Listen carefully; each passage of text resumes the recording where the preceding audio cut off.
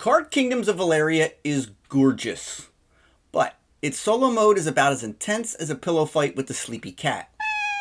So, does Darksworn finally give us a kingdom worth soloing? Hey everyone, welcome to the Solo Gaming Spotlight. If you've played Card Kingdoms before, you know it's a fun multiplayer game. You're engaged even on other players' turns as their dice rolls trigger bonuses for your own citizens. You're buying domains, slaying monsters, building your engine, and the artwork, it's vibrant, immersive, and pulls you right in. But then, you tried it solo. You crushed the AI. So you adjusted the difficulty, and you crushed it again. You tweaked it a little bit more. Yep, still wasn't challenging. It wasn't a battle at all. You just went through the motions of one. That's why when I finally got around to trying the Darksworn expansion, I had to ask, does it actually fix the solo experience? Or is it just more cards in a pretty box? Now, if you're not familiar with Card Kingdoms of Valeria, no worries. You're still in the right spot. Because in this video, I'm going to show you the best way to play this game solo, including what expansions I recommend, as well as a couple of minor tweaks that can enhance the experience, some of which you might not have thought of. But first up, let's talk about what Darksworn actually adds to Card Kingdoms of Valeria, because it's not just more cards. It brings a full 6-chapter campaign, which I did enjoy, and introduces the Forgotten Temple scenario, which serves as the core of its replayable solo module. Now, if you haven't played this game solo before, it basically turns into a tower defense style experience. Gone are the domains, because let's be honest, in solo play they were just extra barriers for the enemy to chew through. I don't think I ever bought one, so in the Forgotten Temple they're out. They've been replaced with wooden barriers standing between the enemy and your citizen piles. It can take one hit, but it's gone after the second. Good news is, they're rebuildable. I'll get to that shortly. After your wooden barriers, it's your citizens on the front line. When the enemy attacks them, they'll capture them. However, for a die result of a 6 or some other card effects, instead of capturing them, they will flat out unalive them and remove them from the game. Now, while your citizens are being attacked, you're scrambling to decide which ones to recruit into your tableau, all while trying not to abandon your defenses entirely. A really cool addition that Darksworn brings into the fray is Aquila's Blessings, a deck of cards that let you spend your experience points on various effects. Things like spending 2 XP for 4 magic power, or 2 XP to rescue a captured citizen, and trust me, you'll be using these. They're absolute lifesavers in some situations. You also have a permanent ability to spend 8 XP to rebuild a section of your wall, which is another powerful option you'll definitely find yourself leaning on during gameplay. Darksworn also introduces Shade Enemies, a nastier breed of monsters that come with special activation conditions. For instance, it might automatically have you lose 2 magic points when it's put into the monster row, or it may have an additional effect when you roll that monster's column. For instance, the Devourer here, whenever you roll a 3, not only is it going to attack lane 3, but you're also going to have to banish a citizen from any stack. And so with these tougher enemies, you will definitely find yourself using Aquila's Blessings for various reasons, whether it be to increase your attack power to get rid of one of them, or to just go ahead and straight discard them right away. Among the Shade cards, there are also Keepers. And when a Keeper is revealed, it immediately discards one of the non-Shade monsters already in play, per the scenario rules. If you're on the final encounter, the monster is banished instead, removing it from the game entirely. Why does that matter? Well, it's not really that big of a deal, but whether you're discarding or banishing them, it does increase the odds that more Shade monsters will appear. And like I said a moment ago, they're generally tougher and more dangerous than your standard enemies. Though with the tougher enemies come unique rewards for defeating them. All the Shade monsters let you refresh your Radiant token. Wait, what? Oh yeah, I forgot to mention the Radiant token. You'll start the game with the Radiant token face up, and at any point, you can flip it to its dark side to take a third action that turn. Then, when you defeat a Shade monster, you can choose to refresh your Radiant token, flipping it back to its light side. It's a nice bonus and can definitely open up some clutch plays. And don't forget, you also get the XP. Now the Keepers take it a step further. Not only do they refresh your Radiant token, but they also reward you with the Gem token. Now Gem tokens you can use to discard a pesky monster that you just need to get rid of, or you can rescue 2 of your captured citizens, returning them to exactly where you need them at exactly the right time.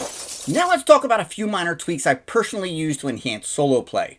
First, I take all the citizen cards and use just 2 of each type. I shuffle those together and create 5 piles of 3 citizens each. The remaining 5, they go straight into the captured area on the storyboard. The only citizens you can recruit are the ones on top of the piles.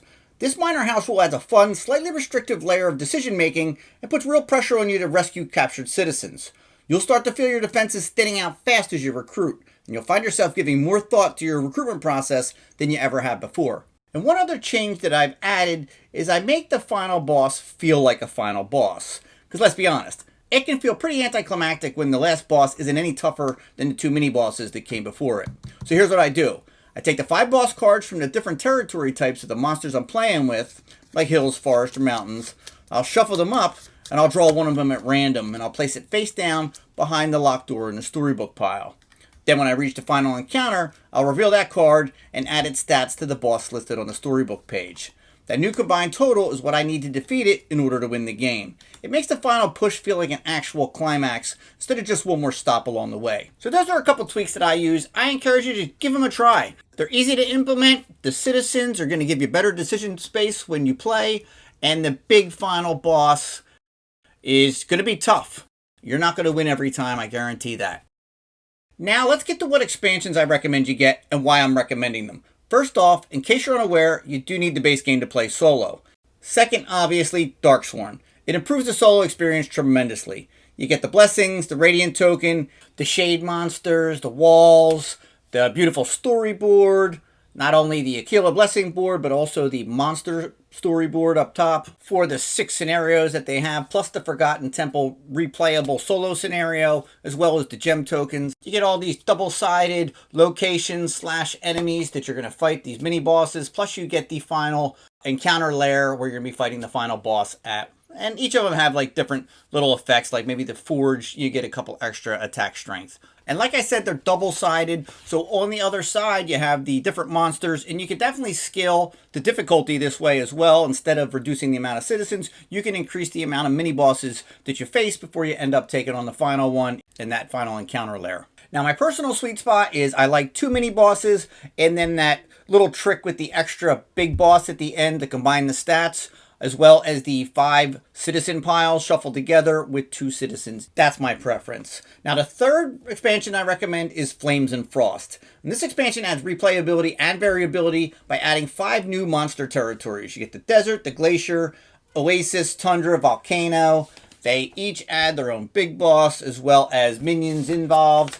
They of course add, I think, Duke and location cards, but I'm really only talking about what it adds to the solo game. And it adds 8 new citizens. You get a summoner, bard, sorceress, barbarian, condottiere, bogatir, templar, and a baker.